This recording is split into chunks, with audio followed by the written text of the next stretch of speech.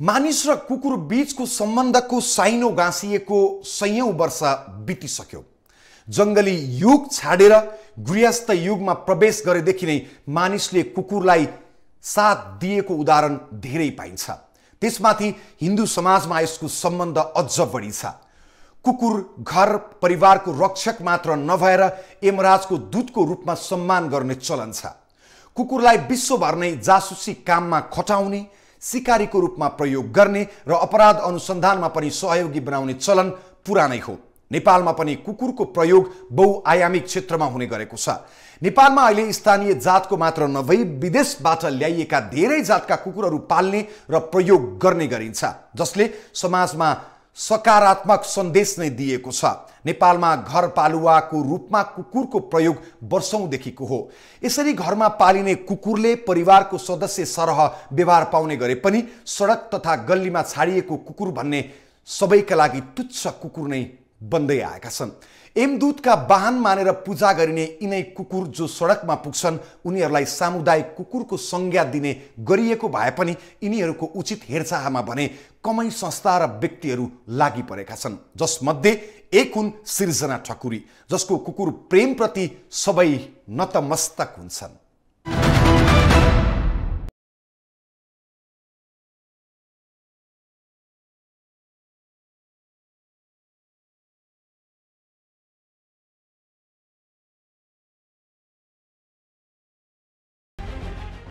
विशेषतः एमा पञ्चकको 5 दिन मध्ये 4 दिन पशु पंक्षीसँग आबद्ध छन्, जसमध्ये एक दिन कुकुरको नाममा समर्पित छ। कुकुर तिहार नामले यो दिन कुकुरको विशेष पूजा आजा गर्ने र उनीहरूलाई मन पराएको खानेकुरा दिइन्छ। तर वर्षका अन्य दिन पनि उनीहरूका लागि तिहार कम नै पर्छन्, जो सडक र गल्लीमा छाडा छोडिएका छन्। तर यसरी सडकमा हेपिएका र गल्लीमा छाडिएका अपहेलित कुकुरहरूको विगत 9 वर्षदेखि निरन्तर सेवा गर्दै आएकी पात्र हुन् सिर्जना ठकुरी। उनले कुकुरको स्याहार सुसारका लागि बस्दै आएको आफ्नो घर नै बेचिन्। यिनको कुकुर प्रतिको अगाध प्रेम देखेर सबै छक्क पर्छन्। करिब 9 वर्ष पहिले बौद्धको सडकमा घाइते अवस्थामा भेटिएको कुकुरको दुर्दशा देख्न नसकेर उनले त्यसलाई उद्धार गरी घर पुर्याइन्। त्यसपछि उनको कुकुर प्रेम निरन्तर रहँदा अहिले उनीसँग करिब 300 कुकुर छन्। यी सबैको स्याहार, खाना र उपचारको लागि उनले आफ्नो घर नै बेचेकी छन्।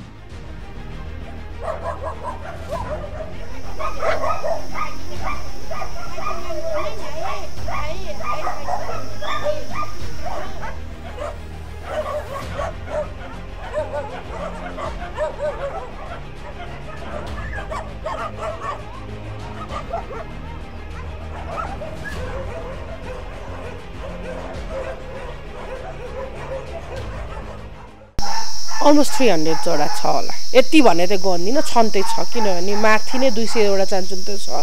यहाँ यो सेक्सनमा मात्रै आइसोलेसन, यता यो इनर त हामीले आइसोलेसन बनाएको धन्न 60-68 वटा जति गरेर टोटल गरेर सबै घरमा गरेर 300 त छ।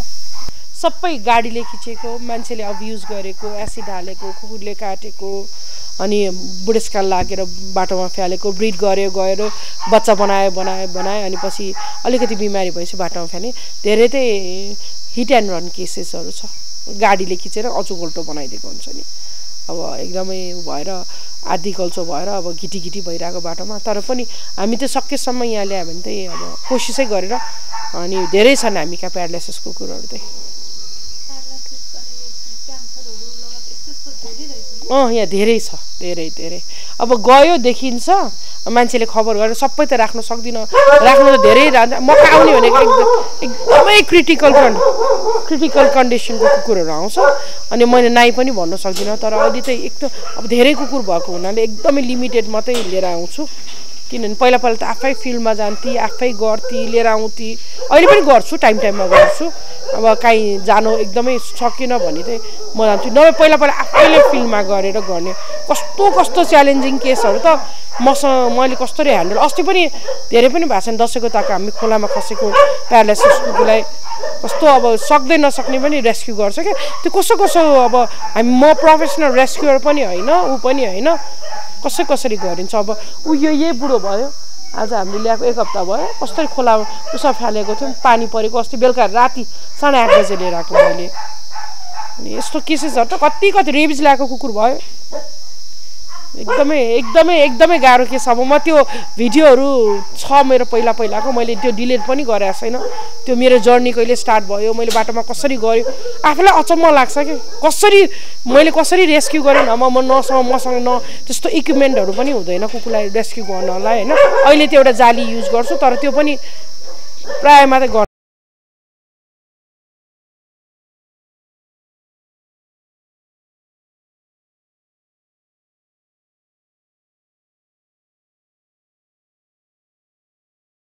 उनको एनिमल रेस्क्यु नेपालमा भएका धेरै कुकुरहरू उपत्यकाको विभिन्न सडक चोक र गल्लीबाट उद्धार गरी ल्याइएका हुन्। यहाँ मध्येका कुनै कुकुर उपत्यका बाहिर इटहरी, धरान, चितवन, झापा र नेपालगञ्ज लगायतका स्थानबाट पनि उद्धार गरी ल्याइएको छ। यिनीहरू मध्ये कसैको खुट्टा छैन, धेरै जसो प्यारालाइसिस भएका छन्, कुनै हिडडुल गर्न र खाना समेत खान नसक्ने अवस्थाका छन्। धेरैको लिभर फेल भइसकेको अवस्था छ भने कतिलाई क्यान्सर र रेबिज भएको छ। यस्तै कति कान नसुन्ने र आँखा नदेख्ने अवस्थाका छन्। यी सबैको लागि सिर्जनाले एउटै घर बनाइदिन् र उनीहरूको स्याहार तथा उपचारमा जुटिरहिन्।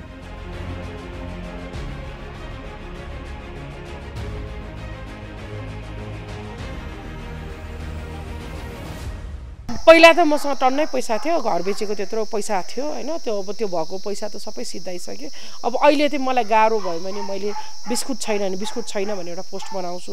अब कसै कुकुरको खुट्टा काटेर सर्जरी नै गर्नुपर्ने भने मलाई यति पैसा लाग्छ भनेर राखिदिन्छु। अब अलि त्यो पनि थाहै हुँदैन, कहिले आउनु पनि सक्छ कहिले आउनु पनि सक्दैन। अनि मेरो होल हस्बेन्डको फ्यामिली नै युएस बेसमा होइसिन्छ अनि मलाई घर खर्च गर्नु पर्यो, त्यही पैसा मैले रोटेट गरेर यहाँ चलाउँछु। 2 करोड चान्चुन त गइसक्यो होला। यत्रो अब यही नै 6-7 लाख रुपियाँ खर्च हुन्छ। पहिला त झन् प्राइभेटमा लाने, अब फेरि मेरो आफ्नो कार थियो, त्यो कारमा चाहिँ अब हायर गरेर ड्राइभर फुल टाइम राख्न सक्दिनँ थियो, पेड ड्राइभर बोलाउने के एजेन्सीको थ्रुबाट। अनि कहिले लेडिज पठाइदिनु हुन्थ्यो, केटा कति धेरै राति दिउँसो मलाई कुनै बेला पनि मैले आफ्नो लागि टाइमै भएन। 8-9 वर्ष भयो।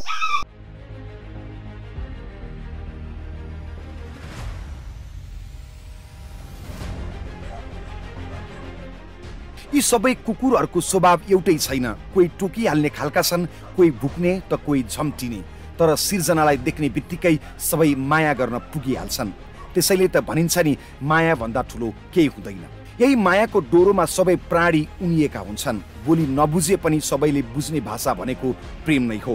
यी पशुको लागि उनले आफ्नै सन्तानलाई झैं प्रेम गरिन्, करुणा देखाइन्, तर यो सब गर्न त्यति सहज भने थिएन। एकातिर मानसिक रूपमा अस्वस्थ छोराको हेरचाह गर्नुपर्ने, अर्कोतिर यिनै कुकुरको व्यवस्थापनमा जुट्नुपर्ने। उनले भएको घर पनि यिनैको लागि बेचिन्। कुकुर राख्ने ठाउँकै लागि समस्या बनिदियो। सुरुमा कुसुन्तीमा बनाएको खोरमा विविध कारणले बस्न नपाएपछि दापाखेलको 2 स्थानमा 6 वर्ष बसेपछि अहिले सुन्ताखान सरेको बताइन् र चुनौती भने उस्तै रहे।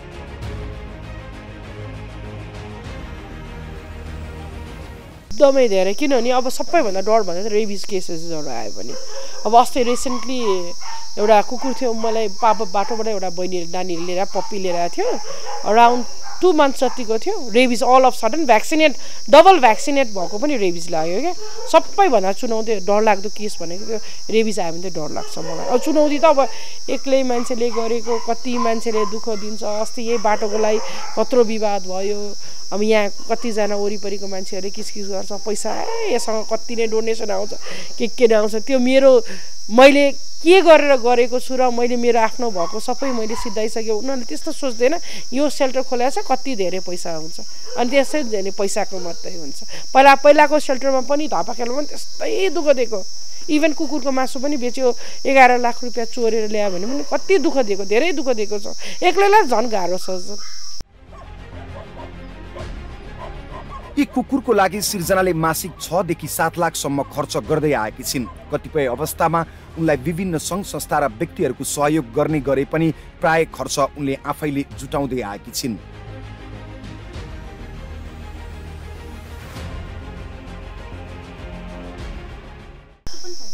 त्यस्तो कहिलेकाहीँ त्यस्तो मान्छेहरू आउनुहुन्छ जसले आउनुहुन्छ यहाँ एक दिन खानाको लागि कति पैसा लाग्छ भनेर सोध्नुहुन्छ, कहिले कहिले बर्थडे भयो भने ल एक दिनको खाना खानिदिनु भनेर भन्ने हुन्छ, तर त्यो सधैँ चाहिँ हुँदैन, कहिलेकाहीँ चाहिँ हुन्छ। अनि अस्ति एउटा भाइ हुनुहुन्थ्यो, उहाँको कुकुरको म्याक्स भन्ने कुकुरको बर्थडे रहेछ, अनि बर्थडे त यहीँ सेलिब्रेसन गर्नुभयो। अनि लास्ट इयर त्यो कोरियन एउटा सिङ्गरको के भन्ने एउटा केटाहरू रहेछ, उसको पनि नानीहरू आएर केक ल्याएर बर्थडे सेलिब्रेसन केक मात्रै नानीहरूले गरेको थियो। जति सक्छु आफूले गर्छु होइन। अब कोही कोही त्यस्तै दाताहरू आउनुहुन्छ, यसो मैले केही पोस्ट बनायो भने बिस्कुट यस्तो गरेर 2-4 हजार रुपियाँ। अहिले चाहिँ अलिकति पहिला हेरेको भने चाहिँ अलिकति मेरो काम देखेर मैले माया गरेको देखेर एक दिन त झुट्टा कुरा देखाउँछु, 2 दिन त झुट्टा कुरा देखाउँछु, तर सधैँभरि मान्छेलाई त अनि बल्ल थाहा पाएँ कि सृजना ठकुरी भने यस्तो माया गर्ने मान्छे रहेछ भनेर चाहिँ अहिले चाहिँ अलिकति मान्छेहरूले कोही कोही मान्छेले मैले पोस्ट बनायो भने दिदी म तपाईँलाई हेल्प गर्छु बाहिरबाट, ल म अलिकति पठाइदिन्छु। त्यो पनि त्यो चाहिँ सधैँ आउँछ भन्ने पनि छैन, कहिलेकाहीँ।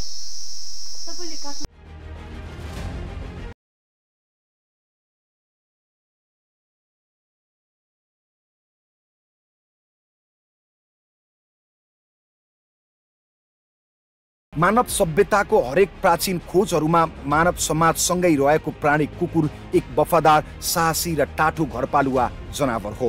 वैदिक सनातन हिन्दू परम्परा अनुसार कुकुरलाई अभिभावक, सुरक्षाकर्मी अनि यमराजको दूतको रूपमा मानिन्छ र मृत्यु पर्यन्त पनि मोक्षको द्वारमा कुकुरले नै पहरा दिएको कथन रहिआएको छ। यस्ता जे जस्ता कारण देखाए पनि सबैभन्दा महत्त्वपूर्ण कुरा त मानव र कुकुर बीचको भावनात्मक सम्बन्ध नै हो। यिनै अवस्थाको प्रतिनिधि बनेकी छन् सृजना ठकुरी।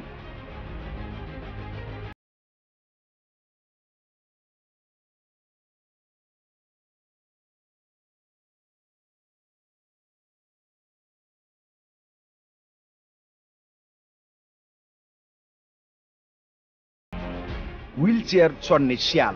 केही महिना अगाडि मात्रै यो कुकुरलाई नयाँ पार्टीमा गाडीले हान्यो, जसको कारण घाइते भएपछि पीडा सहन नसकी कराइरह्यो।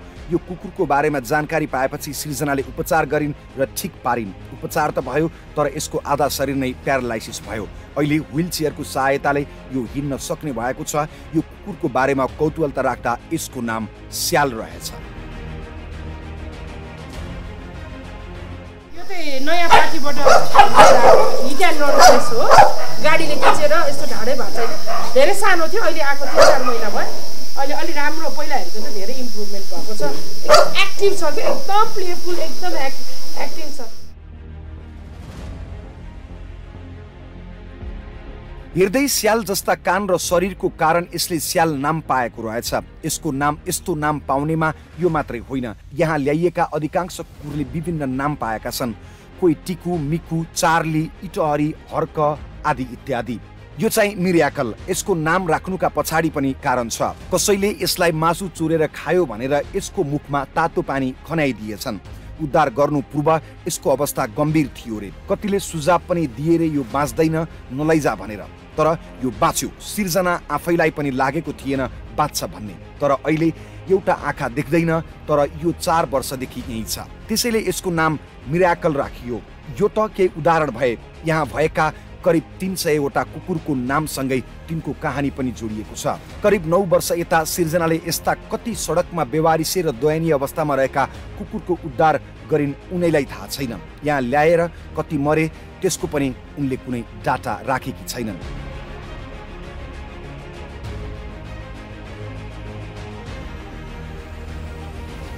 त्यस्तो गरेर चाहिँ नानीहरूलाई थाहा, उनीहरूले चाहिँ रेकर्ड गरेर अब आउने डक्टर आउने बित्तिकै यति इन्ट्री गरेर राखेको हुन्छ। भ्याक्सिन लाउनु पर्यो, डिवर्मिङ गर्नु पर्यो, अब यिनीहरूको ट्रिटमेन्ट हुन्छ। यहाँ सबै मैले औषधि त अब यो होइन, यहाँ दराजमा टन्न यति 1.5 लाख रुपियाँको त औषधि मात्रै आउँछ कुकुरलाई, होइन महिनामा। अब यहाँ त कुकुर आएको क्रिटिकल कन्डिसनको कुकुर हुन्छ, ट्रिटमेन्ट गर्दै गर्दै कति त जान्छ पनि होइन। अब लास्ट स्टेज भएर नि, तर हामीले भ्याक्सिनेसनसम्म त उनलाई ट्राई त गरिराख्छौँ क्या, चान्स त हरेक कुकुरलाई चान्स दिन्छौँ क्या। त्यही भएर एकदम धेरै खर्च छ ट्रिटमेन्टहरूमा पनि।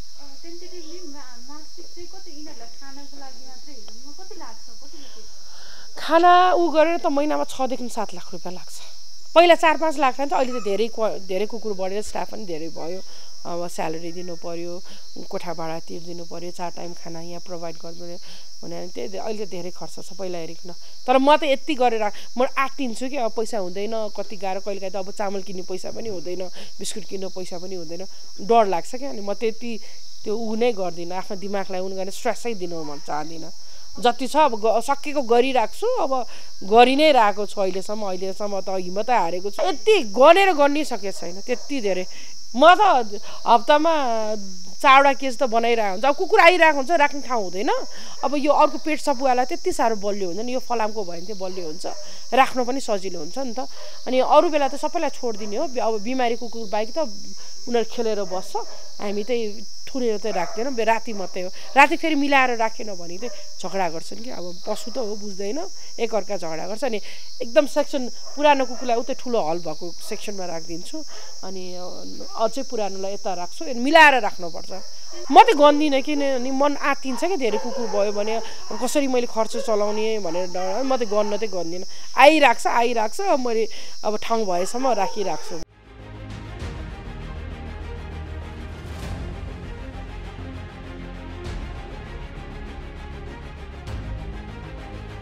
यी कुकुरहरू काठमाडौँदेखि 15 किलोमिटरको दूरीको सुन्ताखानमा रहेको श्री एनिमल रेस्क्यु नेपालका हुन्। अहिले यहाँ करिब 300 को संख्यामा पालिएका कुकुरहरू छन्। काठमाडौँदेखि टाढा रहेको सुन्ताखानमा करिब 4 रोपनी जग्गा भाडामा लिएर सिर्जनाले विभिन्न स्थानमा दयनीय अवस्थामा भेटिएका कुकुरहरूको उद्धार गर्दै आएकी छिन्। यहाँ रहेका अधिकांश कुकुर कोही न कोही समस्याले पीडित छन्। सबैलाई सँगै राख्न सक्ने स्थिति नै छैन। त्यसैले हिँड्न नसक्नेलाई सबैभन्दा तल अनि साना एक ठाउँमा, कमजोर रोगीलाई छुट्टै र अलि निरोगीलाई छुट्टै राखिएको छ। यिनीहरूको उद्धार गरी ल्याउन साथ रगत परीक्षण गर्ने र त्यसको रिपोर्ट अनुसार नै उपचार गराउने गरिएको छ।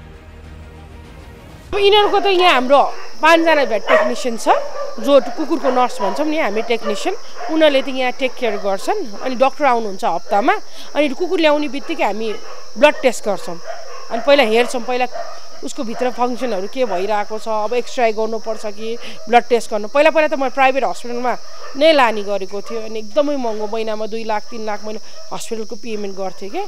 अब त्यो बेला मसँग टन्नै पैसा थियो, घर बेचेर, अब 4वटा घर त बेचेर अहिले त म बाटोमा आउने स्थिति भइसक्यो होइन। तर पनि अब पहिला त प्राइभेट हस्पिटल लाँदा त अब त्यहाँ सबै हुन्छ। यहाँ चाहिँ अहिले हामीले सबै अब क्लिनिकै छ, अपरेसन गर्ने यताउति यहीँ गर्छौँ। तर ठुल्ठुलो केस चाहिँ हामी हस्पिटलमै पठाउँछौँ।